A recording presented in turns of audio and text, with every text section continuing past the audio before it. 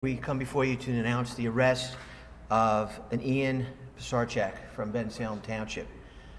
Ian is a very unusual individual.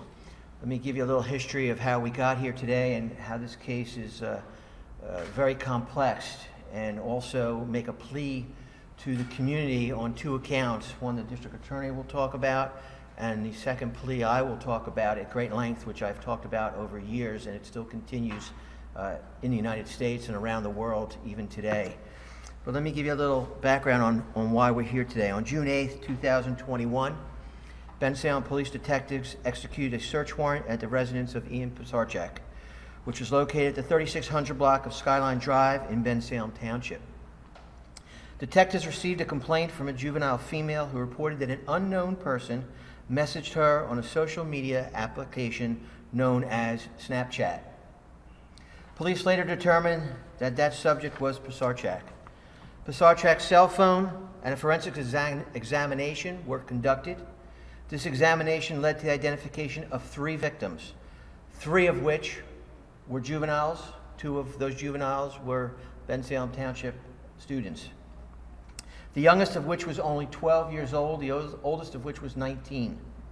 More victims and investigation continues. We know we have at least 3 more victims, that investigation continues, and we know there are a lot more victims out there.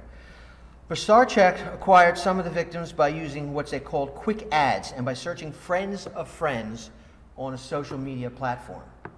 Now, what does that mean? That means, we lock our social media platforms, Facebook, Snapchat, whatever it is that you're using out there, but these individuals, and I use that term lightly, will search and find those friends of friends and then pretending that they already know you, tricking people into friending them, which we all do. If someone friends you and you see that they have 35 of your friends, or they know 35 of you people, you're more likely to let them in to your private world. And this is what this person, and I use that term loosely, did. Pisarcik obtained nude photos and sexual videos from the victims by means of extortion. He threatened to harm them and their families if they did not comply with his demands. And this continued for years. Let me take you back to 2016 now.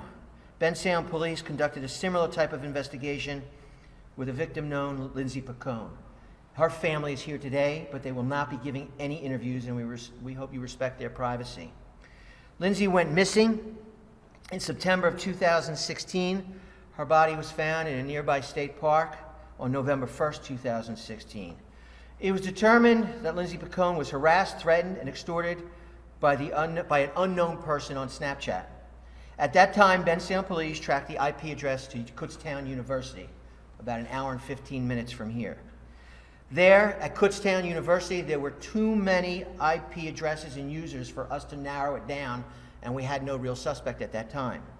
The investigation went cold and stale at that particular time, but the Lindsay Pacone investigation was never closed and always remained opened until yesterday. Police have now learned that Pisarcik attended Kutztown University, I believe on a football scholarship, from 2014 to 2018, at the same time that Lindsay Pacone was being harassed.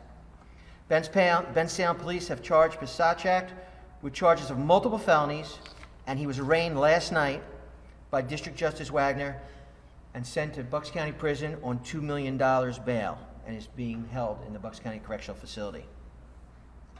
Again, at this time, we have 4 known victims, 3 more that we are in the process of identifying. Pisarcik was charged with enticing a minor to produce child porn, possession of child pornography, sexual exploitation, stalking, unlawful contact with a minor, terroristic threats, dissemination of obscene and sexual material to a minor, corruptions of minors, and criminal use of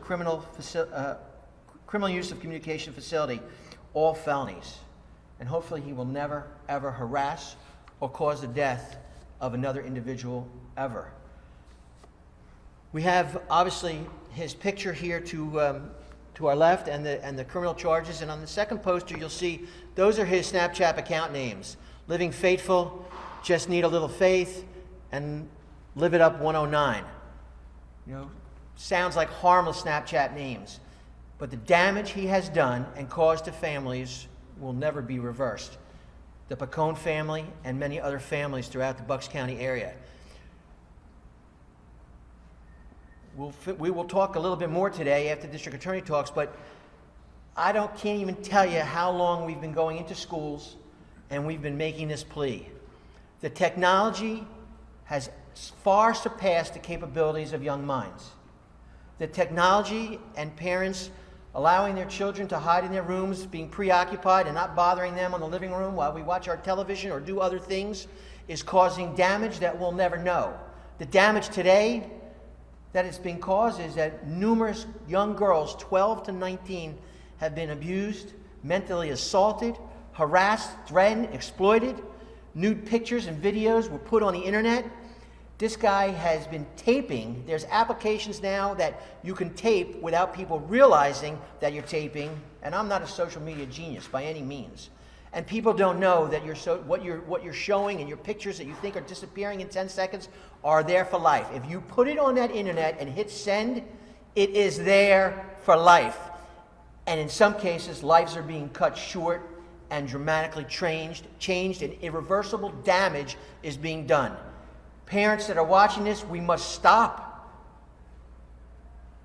the use of some of these social media apps.